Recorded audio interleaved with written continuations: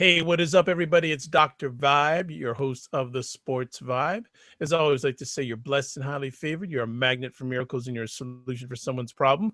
As always, joined by our North Carolina Tar Heel man, Brenden Whitted. How we doing? I'm doing great. We were talking about it right before the show started. You got the NBA draft lottery going, got the playoffs, got some football news. This is still right in the golden time of the year for me. Absolutely. So much stuff going on. And if no one's tuned in before, this is a Sports Vibe. We try to get at it at least once a week. We just give some takes on what's going on in the world of sports. So if it's their first time, welcome. If you're coming back, welcome. So let's get it going. So give us some updates. What's going on in that NBA draft lottery? I guess they've got the seedings all picked up right now, eh? Yeah, they just finished the drawing for it, and for those that aren't familiar, it's the top 14 teams, none of which made the playoffs, or at least that's originally how it goes after trades and whatever. It changes a little bit, but it's the 14 teams that didn't make it, and then their order in which they'll be picking in the draft. And it's so crucial because one player can really change an entire dynamic of a team.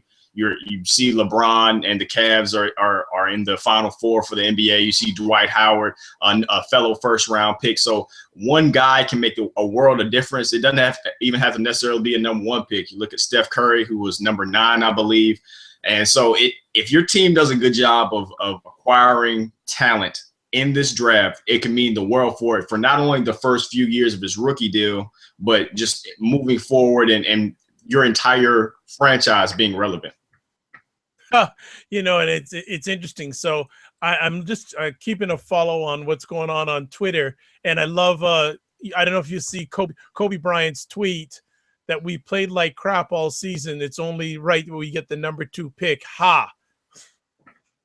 Well, look, the Lakers are in a very interesting position because they're trying to make the changeover from the old guard to the new. Regardless of what you think about Kobe. He's at the end of his career. You don't know what he's going to be able to give you. He hasn't been able to finish the last few seasons because of health issues. Because, in all honesty, he's just older, be it his knee, be it his Achilles. So if you're a Lakers fan, you're looking at it and thinking, okay, we get Julius Randle back, their lottery pick from last year. You get a healthy Kobe, and then you get the number 2 pick overall. Now, there's going to be some debate about who that's going to be. The order is going to change depending on, how some things shake out. But of all the teams that are going to be picking in the top, let's say 5, I think the Lakers have probably the best shot of the quick turnaround, and especially having a guy like Kobe, a veteran, and a guy that can maybe give you some not only veteran leadership, but maybe even still at this point can give you some solid contributions. They might have something special brewing in LA, which I'm sure a lot of people will be happy to hear about. Well, definitely it'd be interesting to see who they pick, because it's most of you are saying it's either Cauley-Stein or Okafor. They're going to be the top 2 picks. A 2-part conversation piece. Who would you pick, and who do you think is more NBA ready? Look, it's hard to look at Jahlil Okafor's just his body of work and just his actual body and think that he's not the most ready to go. He's a very, very large man, a legitimate 7 feet. Reminds me a lot of Al Jefferson, who isn't a great athlete, but has a lot of really good low post game, can handle the ball a little bit, and has the opportunity to be kind of a throwback player where you can just throw it to him in the post and let him work. You don't see a lot of that now. Karl-Anthony Towns from University of Kentucky is also a low post guy, but he's got a little bit more athleticism, a little bit more, they like to say upside, because they just haven't seen as much from him. In the beginning of the season to the end, Okafor was pretty much the same player. He was the number 1 high school player coming out of high school. He was the number 1 prospect. He really didn't do anything to diminish that. But Karl-Anthony Towns showed you a little bit something else. He showed you a little bit of a jumper. He showed you a little bit.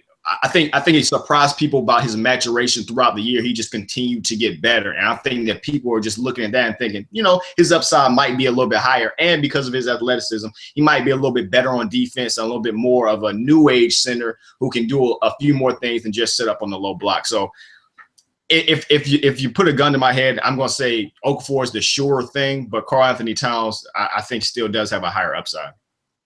Good stuff. Well, if anything changes while we're on that conversation tonight, certainly update us on who gets picked, etc. And I myself will keep a line on what's going also. So let's get down to the playoffs. So, wow. Well, okay, let's take Cleveland first, because you last time we were on the show, you said it's hard for you to pick against Cleveland, but did you expect the Cavaliers to win out the way they did? Not at all. And I originally I picked the Cavs in 7, and even when I picked them, I was on the fence because I was thinking maybe I'm doing this more of my heart because I do like LeBron. But if after he beats them in Chicago in Game 4, he has a really good performance in Game 5. But the Game 6, as much as I would like to make it about LeBron or like to make it about what Cleveland did, and their complementary pieces were fantastic. Shumpert, Tristan, J.R. Smith, everybody, Mozgov, all of those guys really stepped it up. But I was more surprised that Chicago seemed to let down so much. They seemed to go down and stay down. And that was surprising. As much as Chicago has struggled to score occasionally, I never thought that they would have a problem with kind of getting up off the mat. And then when they got down in their home building in an elimination game, they just kind of seemed to acquiesce. And that was probably the biggest surprise to me and the most telling that this is probably going to be Coach Tibbs' last season coaching up there. Yeah, it's unfortunate, really unfortunate, because you thought they'd have some fight in them, and they just they laid down, man. They were playing against not even the first team. They didn't have the best players out there at all. And they weren't playing. Kyrie didn't play after the second quarter, and LeBron, you look at his numbers while he was still the same guy rebounding and assisting, he was shooting a terrible percentage, but somehow that was enough to get them past Chicago. I know that Chicago has had its ailments as well. Joakim Noah being hurt really, really threw them off. Pau Gasol getting hurt in the middle of the series, I think that probably cost them a game somewhere along the way. But I mean, if you're in Cleveland, you don't want to hear any excuses about being hurt, because two of their best players were on the mend, and they still managed to beat you. And now, because of this long layoff, the way the calendar worked out, this is kind of the best opportunity for Cleveland moving forward, because Kyrie's had the chance to rest, and LeBron as well, because they're both going to have to play major minutes in this next series. So it's really worked out well for them. Absolutely. They took advantage of the opportunity, and they ran with it.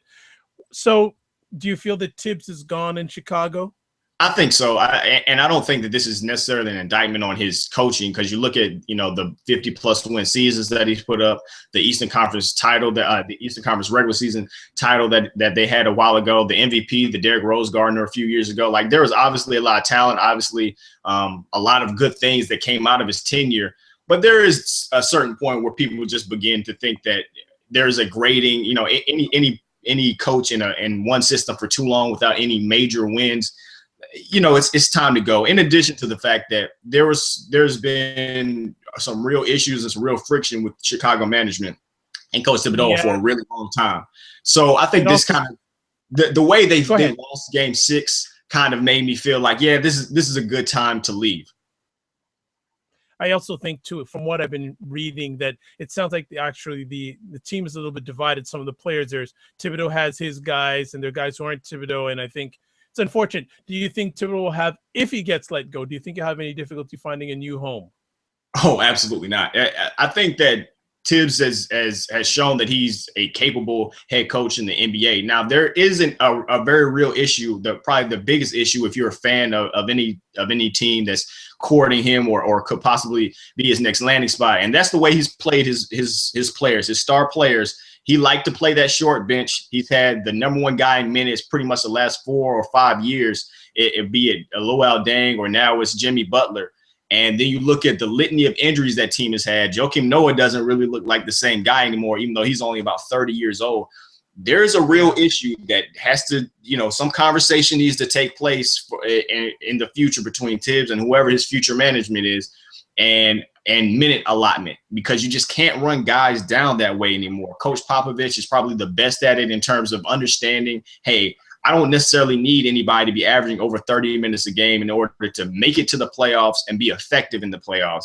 And while Thibodeau is renowned for his toughness and his hard work, there is a certain amount of, hey, there's 82 games in the season. We don't have a lot of time. It's not really about the regular season. It's about what you do in the postseason moving forward. So, his name's been mentioned in a few different places, be it New Orleans Pelicans, which is a really, really good opportunity with Anthony Davis and some of the moves they made, some cap room that they have. But that has to be a conversation that has to take place between management and Tibbs wherever he goes. Good stuff. Well, and there was even a rumor going around the last day or so that Mr. Calipari was thinking about going to coach some of his old Kentucky posse down in New Orleans. You think any credence in that? Look, he shot it down pretty much immediately on his Twitter that he had no interest in doing it. It's hard to believe coaches. We've been as fans we've been burned so many times with coaches saying I'm not going anywhere. I love it here, and then next week they got their bags packed and their house is up for sale. So it's difficult to absolutely look at anything that coaches say on face value, because Calipari has put out so much NBA talent. Whenever a job comes open, somebody's going to look to say, hey, Sacramento, hey, they got Boogie Cousins. Maybe Calipari wants to go there. And in New Orleans, hey, Anthony Davis is there. Maybe he's going to want to go to the Big Easy.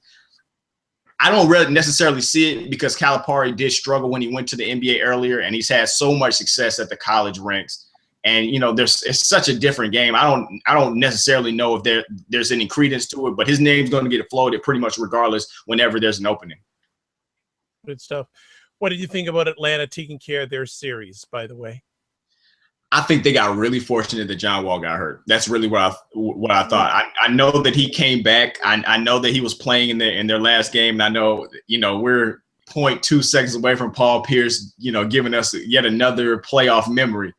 But somewhere in the middle of that series, when they lost Wall, and it kind of let the Hawks off the ropes, and they were able to battle back into that series. Now, to their credit, they did so, and they started to look a little bit more like that team that we saw in December, or a little bit more like that team that was really rolling and that locked up the Eastern Conference home playoff berth a really long time ago, as opposed to a team that was kind of mediocre from the middle of March on.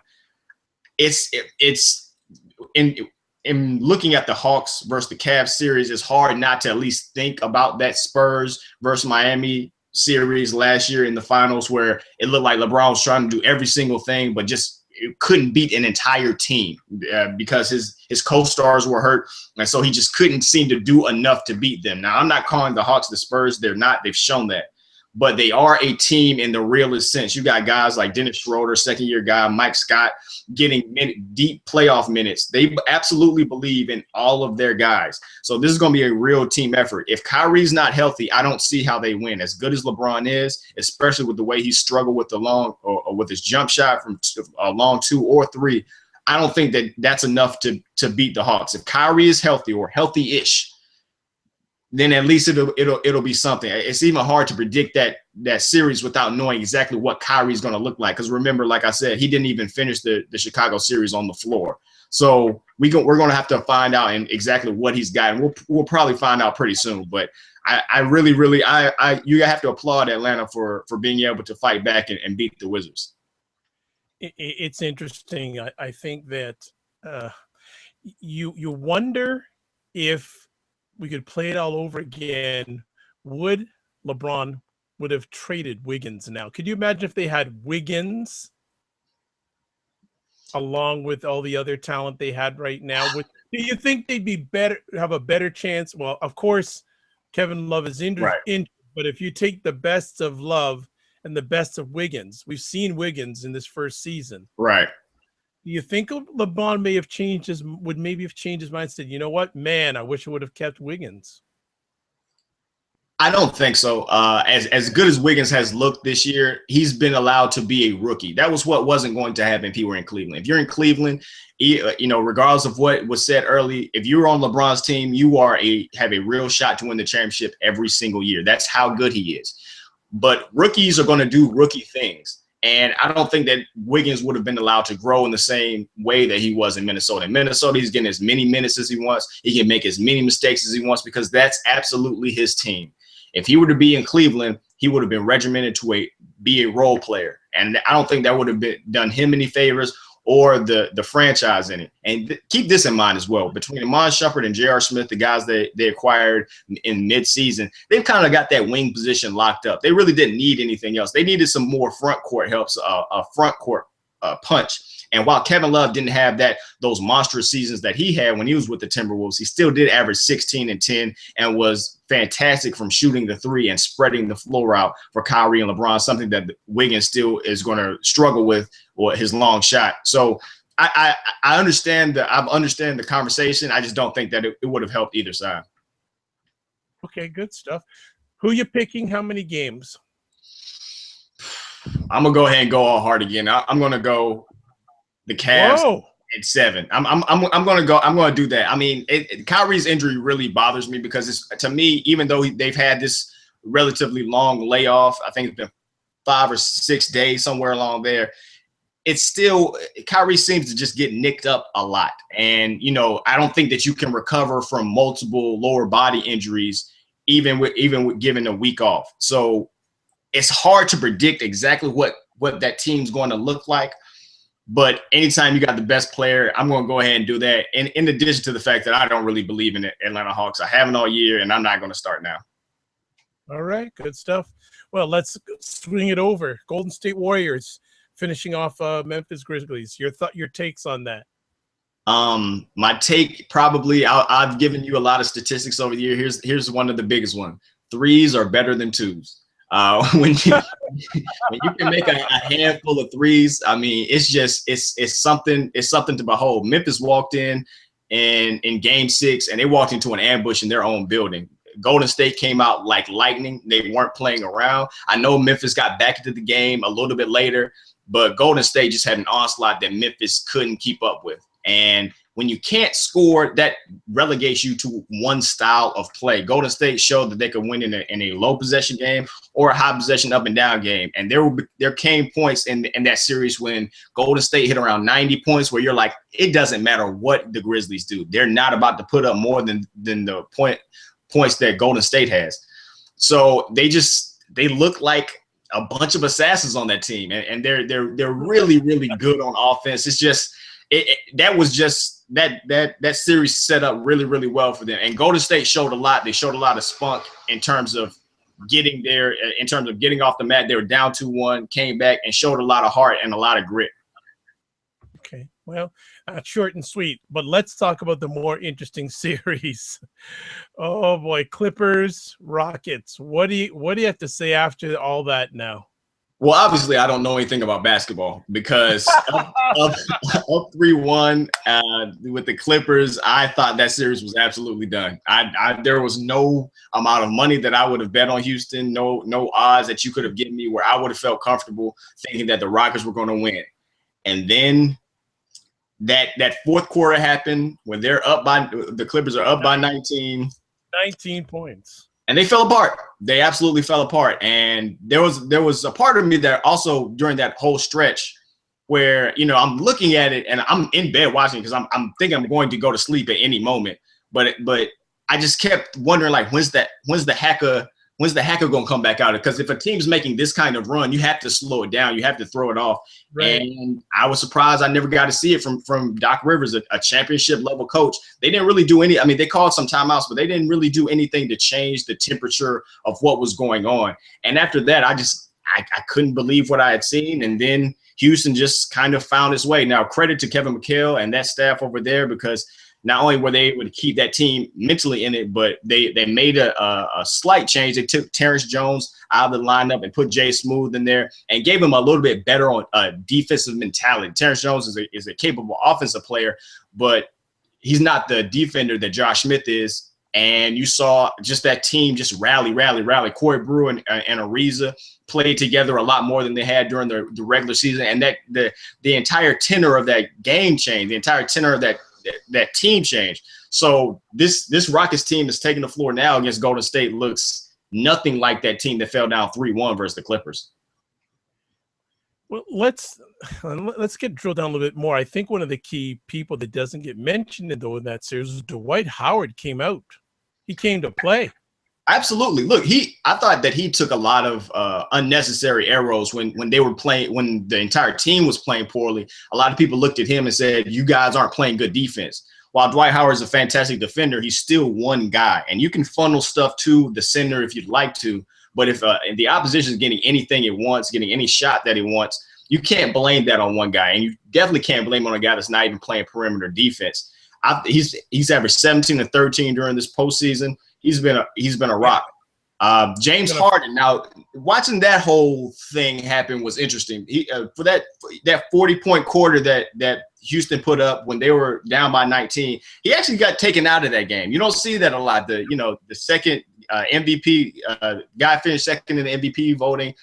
Kevin McHale kept him on the bench that entire quarter, and that whole series changed.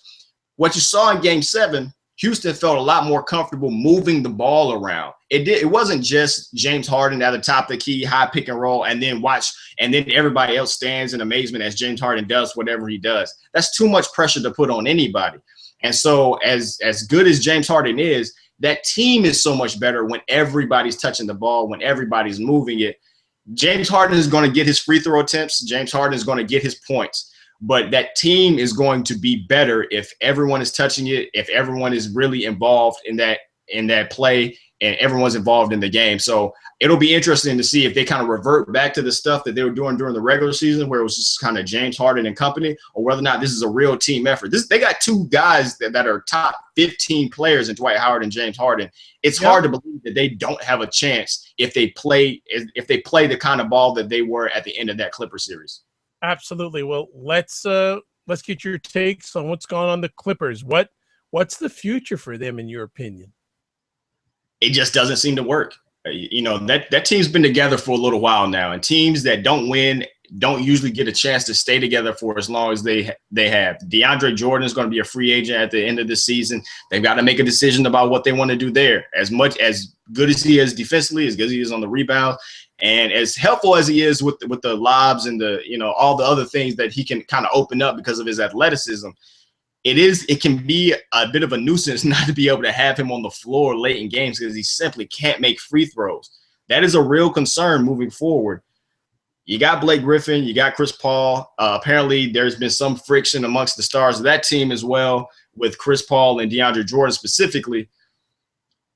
I don't know. You look at that team and it looks so good on the outside. Now, the bench, it hasn't been good for a while, and it only got worse this year. So that has to change. And again, you look at Doc Rivers; he is the GM of that team, so he's the one putting those assets together. Maybe it doesn't work there. Maybe it doesn't work with having the GM and the coach be the same person. That's a lot of hats to wear for one person. So I don't know. I kind of feel like there has to be a drastic change, because obviously what is going on right now hasn't been working as much talent as they have. It's going to be very interesting to see what happens in the offseason. It's been quite the last few years for that team, with the whole change of ownership, being bought by Steve Ballmer, now bowing out. Well, the highs of knocking out the Spurs, then the lows of losing. So it'll be very interesting to see what goes on, see if Doc stays on as in the dual capacity of GM and coach. So definitely more to come. And who you picking in the series in the Western Conference? I'm going to go with Golden State. I know that they don't have a ton of experience. If you look at experience, Houston's got more. James Harden and Dwight Howard have both been to finals. Trevor Ariza has won a championship. So, if from that aspect, they're going to be in a real deficit. But that team has just been so good all year long. I mean, they were, best record in the West this entire time from start to finish. In that Western Conference, they were able to do that. And they got the reigning MVP, who looked like the MVP and responded when that team was down 2-1 versus Memphis. They outside of that, after that 2-1 deficit, they really haven't had any obstacles. And when they finally had one, they came through like champs, and they just shoot the ball so well. It's interesting.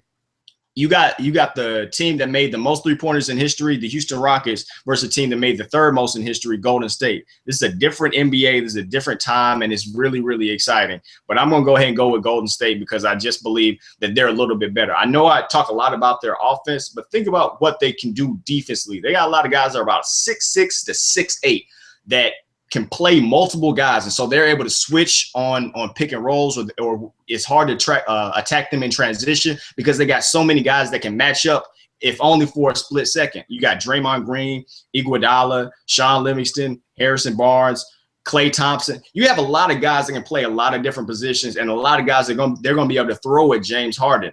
Even on the back end, Dwight Howard, as good as he's been, you still have Mo Spates, you still got David Lee, you still have Draymond Green, who will probably play some against the big guy, and you've got Andrew Bogut in addition to Festus Ezeli. In the past, Golden State's low post, especially defense, has failed them. Now they've stockpiled that situation as well. I just like the matchups more for Golden State, and I'm going to go with them in 6. All right, good stuff. Well, it seems that something has finally been laid to rest, Deflategate. And sort of an interesting change. Well, this story's always been taking toss and turns and inflating and deflating. As a quick take, Robert Kraft, the owner of the New England Patriots, saying today that the Patriots won't contest the ruling by Robert Goodell of Brady getting suspended for 4 games, them losing 2 draft picks, one this year, and a first rounder this year, and another, I believe, a first rounder in 2016. I'm not 100% sure that, and the $1 million fine. Are you surprised that Mr. Kraft has backed down after, in the last week or so, saying we're going to contest and seeing that they're going to put up a huge front? Well, okay. Well, keep this in mind. This is an important differentiation. They're not going to contest the fines and the draft picks. Brady and the NFLPA, they're still appealing his suspension. So this, as much as we would all love for this story to be done, it's going to take a lot longer. Kraft was essentially saying, because there's no mechanism for appeal as it pertains to teams getting punished, that he wasn't going to sue the NFL. He didn't want to go outside. He didn't want to go Al Davis. He wants to let this go. And I think that, kind of listening to some of the audience and some of the fans after their response to the Ted Wells report, I think he realized that this just simply wasn't worth it. I know $1 million is a lot to you and me, nothing to Kraft. Those draft picks, Kraft. That's a nickel to right, him. Right. That's couch cushion stuff for him. Now the draft picks, look, that matters. Though you're talking about the first round this year, and it was either a 3rd or 4th rounder next year, and those are guys that are probably going to be either starters or major contributors to your team. Obviously, that's going to hurt, but I think that he realized that fighting this was just going to be an uphill battle, and they weren't going to get a lot for it. Now, Brady's issue is Brady's issue, and it's been telling. They've kind of, if you look at what Kraft has been saying the last couple of times, at first it was, Tom Brady absolutely is right. He's going to be exonerated, and we want an apology. That's what came out around the Super Bowl, around when this story was first breaking. Now, if you juxtapose that with what he's saying now, he didn't mention Tom Brady's name once. I think that while he's not distancing himself from Brady because he's still his quarterback, and I think they're still supporting him, I think he's also realizing that, looking at some of the evidence from the Wells report, that more likely than not, that Brady was probably in cahoots with some of this malfeasance. And so you're seeing him back away a little bit from him, and I think that's probably what's in the best interest for the NFL and for the Patriots. Do you think that Brady's suspension will get reduced? Now some people have posited that part of the reason that Kraft was so willing to kind of let this entire thing go was the fact that Goodell is still the arbiter of what happens with Brady on appeal. And by doing this, maybe you kind of put Goodell, you kind of put yourself back in Goodell's good graces, and maybe he's more willing to reduce the suspension. I don't know. I can't know that. You know what? There's no way to know that. There's no way to know that conversation or even the full extent of their relationship. I know a lot of people believe that it will get reduced. Off the top of my head, I don't know what Brady has done since the punishment has been doled out that would make you has shown contrition or anything that you would take into account in terms of knocking the 4-game suspension off. Now, you could look at some of the things that came out of the rebuttal to the Ted Wells report, not necessarily the deflator and the weight loss thing. Move that to a side because that was silly. But some of the more scientific things about well, the barometric pressure and things that I honestly, goodness, don't know about, but things that they went through in detail to determine, hey, maybe these balls weren't necessarily deflated purposely below what was supposed to happen. Maybe this was just some of the natural things that occurred over the course of, the game time situation. So if you take those things into account, maybe they change. But honestly, because it's such a novel concept, such a novel punishment, it's hard for me to know offhand. Okay, no problem. Our last conversation piece, we'll squeeze it in. Also today, NFL general managers or owners, I think the owners, because they have the final say on rules, now for extra points starting next season in the NFL. The extra point, if you want 1 point, is from the 15-yard line. But if you want to go for 2 points, it's going to stay at the 2-yard line. What's your take on that? It's the extra point is interesting because currently it's kind of a chip shot. It's 19 yards. It's not even really. I mean, I think there's been a handful of extra points missed in the last few years. It was pretty much an afterthought.